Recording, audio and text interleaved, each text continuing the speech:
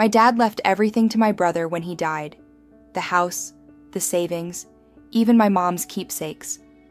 I got nothing. No explanation, no chance to ask why. So I did something that made my whole family rethink who they'd overlooked. My name's Tessa Blake, and this is how I reclaimed what should have never been taken from me. Before we get started, where are you tuning in from? Are you in the middle of the morning rush or on a late-night drive? Drop a comment below. You're about to hear everything that happened after I made the choice that changed everything. I'm 33 years old, born and raised in a small town just outside Asheville, North Carolina. My mom was a school librarian, and my dad owned a local hardware store.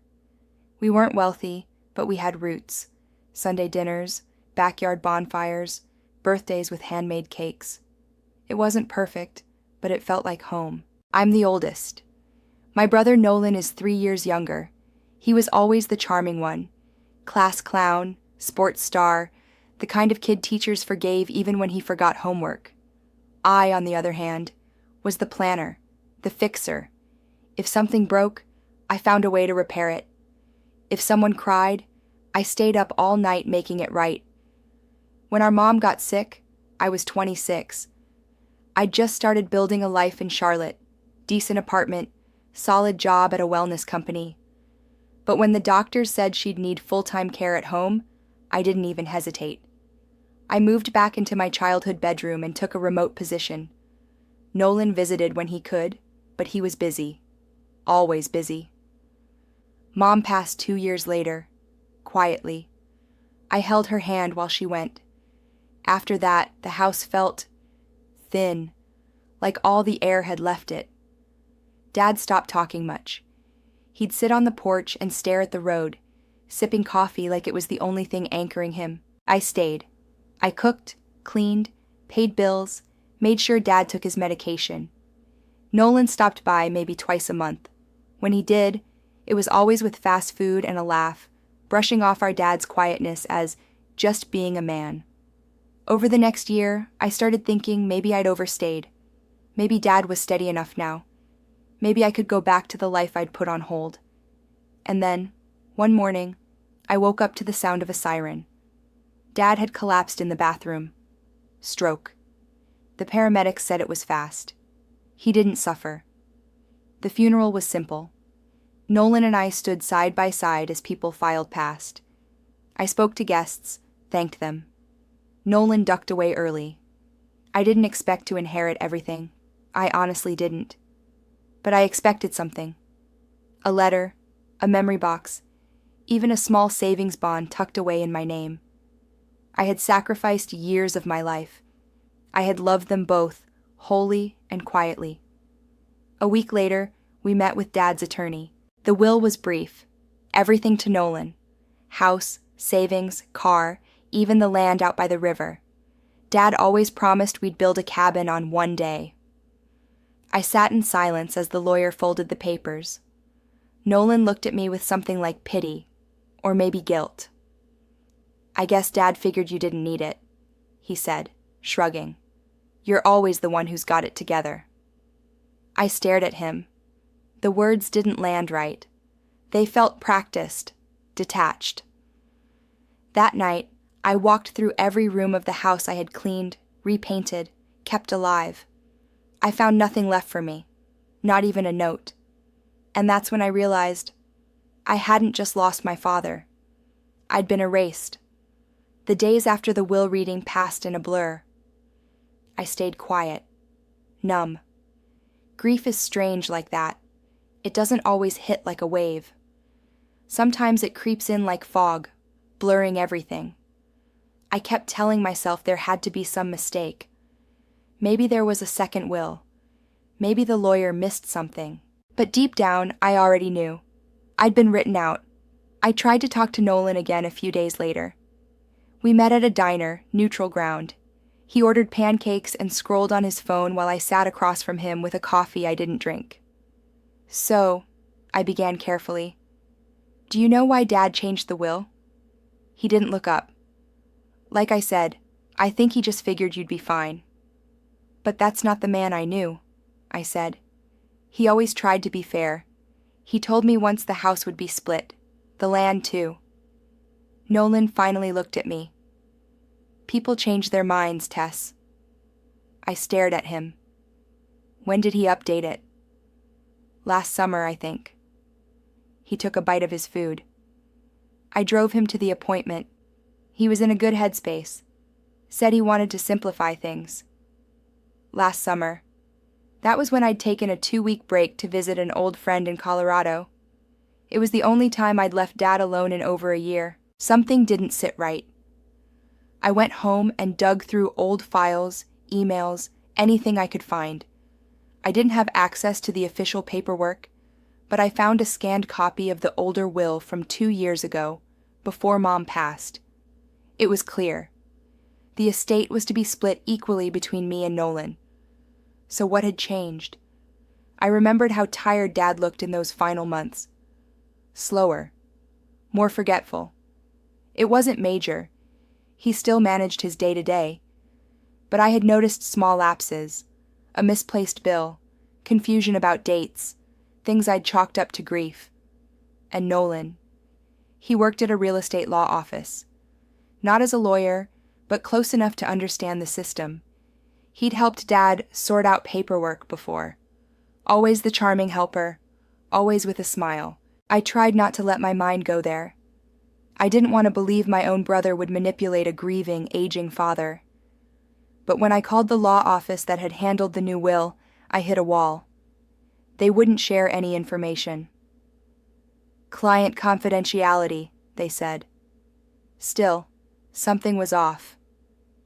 A week later, I got coffee with one of Dad's old friends, Mr. Davis. He used to work at the hardware store with him. As we talked, he casually said, "Your dad told me last year he was thinking of putting your name on the Riverland. Said you were the only one who truly cared about it." I felt my stomach twist. If that was true, then what happened? That night, I sat on the porch with a stack of printed documents, trying to piece together what I could. I made a spreadsheet.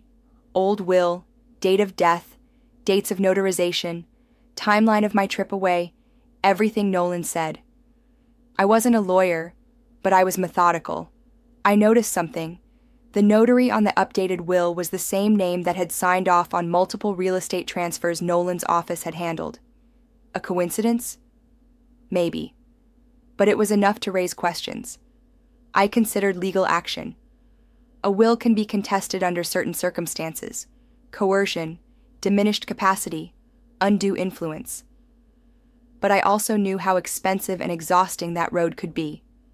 And proving it? That would require time, money, and a level of confrontation I wasn't sure I wanted. I didn't want to destroy what was left of my family. I just wanted the truth.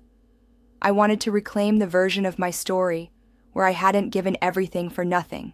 But that night, staring at my growing list of connections and questions, something shifted. I realized I didn't need a courtroom to feel whole again. I needed to take something back. Not the house, not the land. Something better. I didn't file a lawsuit. I didn't threaten Nolan or demand a meeting with the lawyer. I knew if I pushed, he'd just retreat further and spin some story about how I was being emotional or dramatic. That's how it had always worked in our family.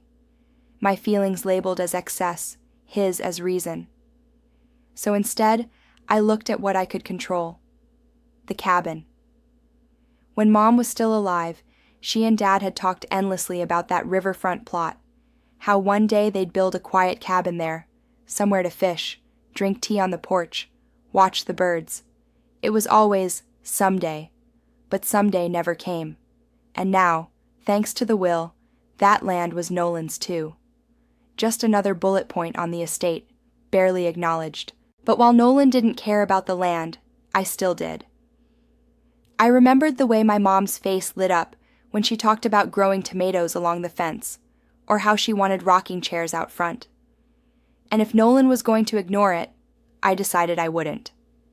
I pulled together every dollar I had, my savings, a small inheritance from Mom's side, and what I got from selling my apartment in Charlotte. I found a modest builder who specialized in eco cabins.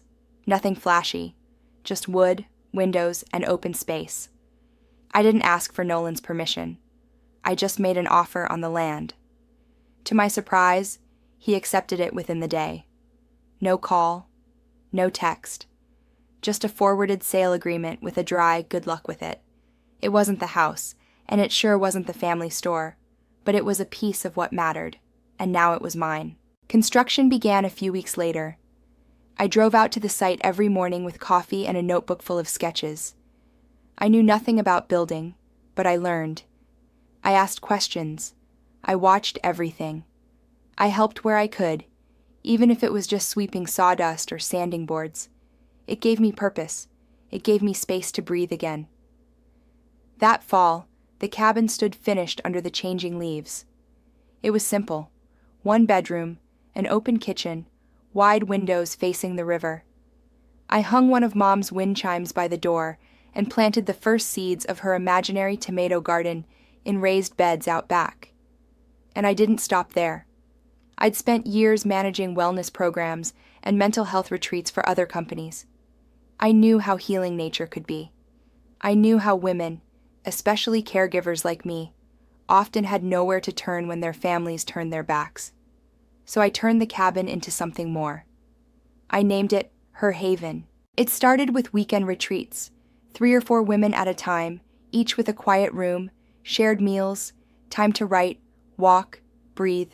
No therapy sessions, no big speeches, just space, rest, reconnection. I advertised in local groups and online circles. Within weeks, every weekend was booked for 3 months. The first woman who came told me she hadn't slept through the night in over 2 years. The second said she hadn't been alone since her divorce. One brought her mother's quilt. One brought nothing but a book and a tear-stained journal. They cried on the porch. They laughed by the fire pit. They said thank you in the kind of way that sticks with you for days. And slowly, I began to feel something I hadn't felt since Mom died.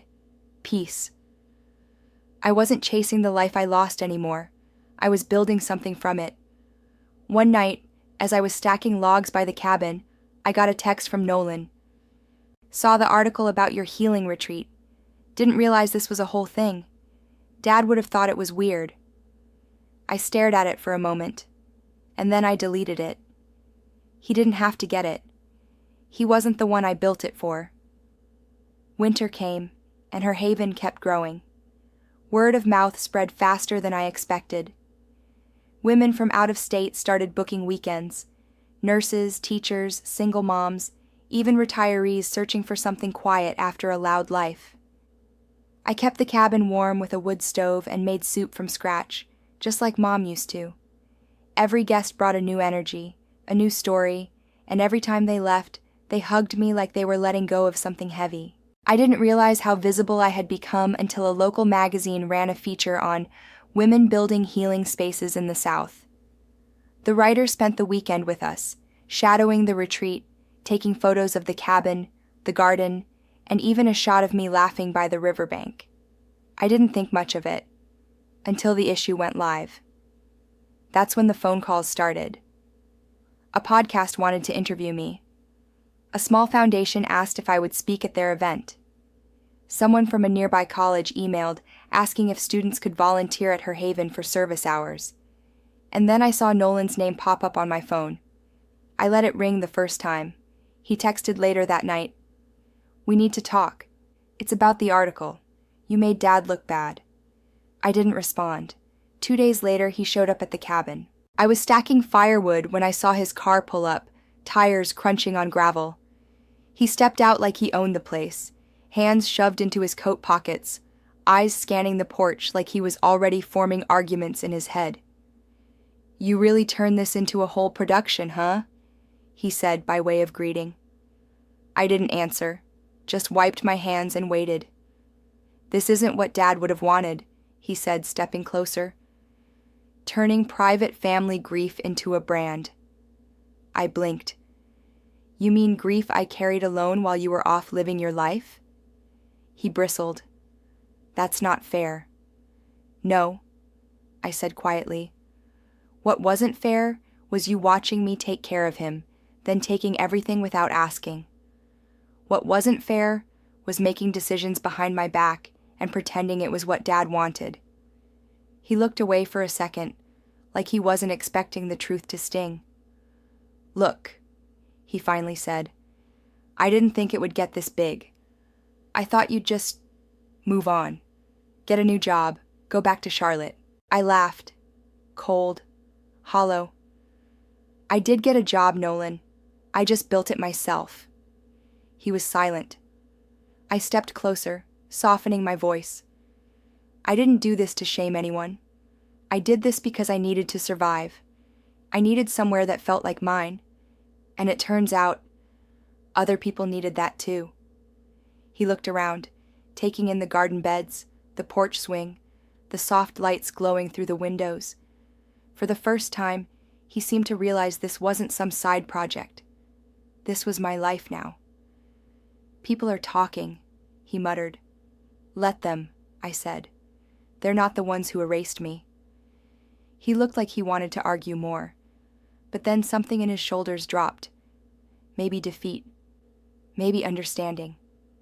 He nodded once, short and sharp, then turned back to his car.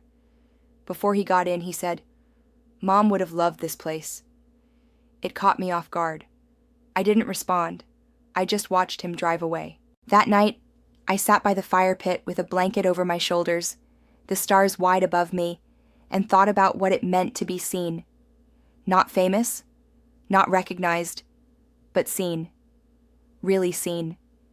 I wasn't chasing family approval anymore. I wasn't trying to fix the cracks. I was building something solid from the ground up, and no one could take that from me now. The days after Nolan left felt quieter, not awkward, not unfinished, just settled. He hadn't apologized, not exactly.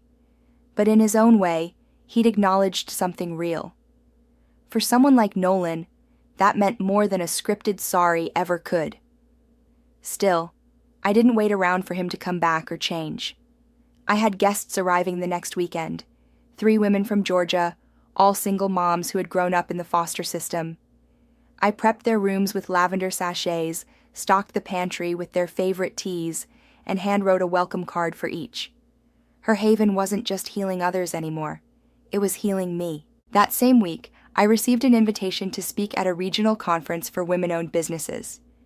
I almost deleted the email.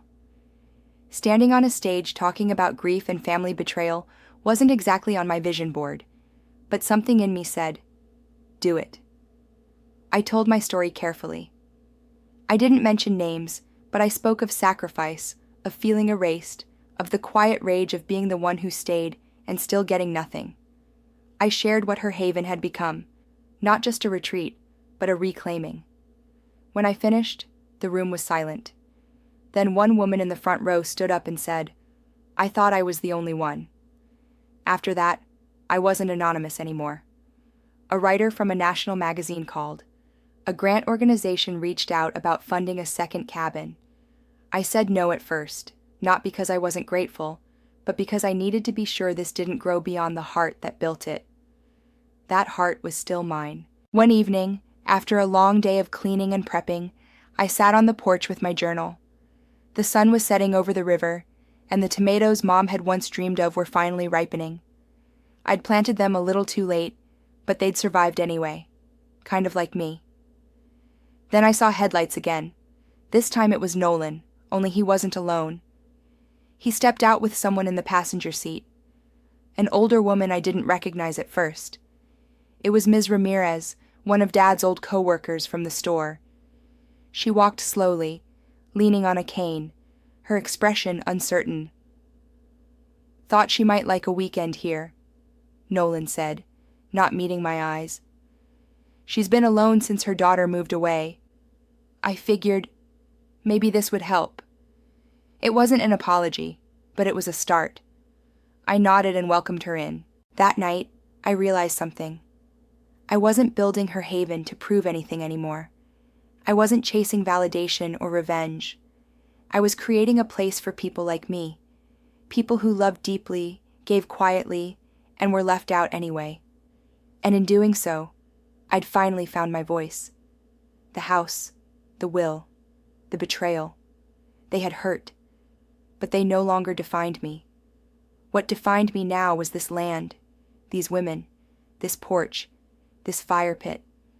The second I stopped waiting for recognition and built my own peace, everything changed. So now when people ask me what I do, I smile and say, I help women remember they matter. Because we do, and we always have. What about you? Have you ever had to rebuild your life after being pushed aside by the people you loved most? We'd love to hear your story. Drop a comment below. If you're into real-life family drama like this, make sure to subscribe for more.